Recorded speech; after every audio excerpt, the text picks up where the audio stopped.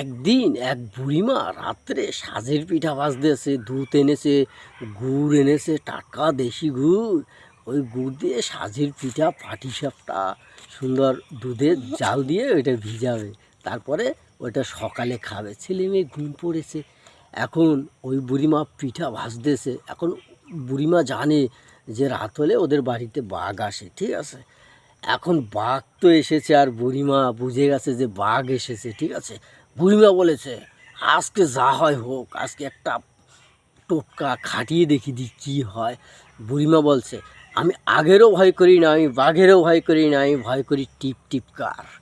ওই কথা আর কি ওই বাঘ শুনেছে। বাঘ বলছে, উরে বাবা, আগেরও ভয় করে না, বাঘেরও ভয় করে না, টিপ টিপকার ভয় করে। তাই বুঝি আমার থেকে অনেক বড়, এ আবার কি টিপ টিপকে আবার কি, ঠিক আছে।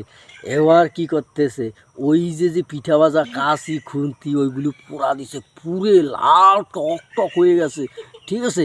এইবার এইবার বাঘ এসে বলছে, ওই বুড়ি, আমি তোকে খাবো। আমি বুড়ি বলতেছে, আয় খেয়ে যা।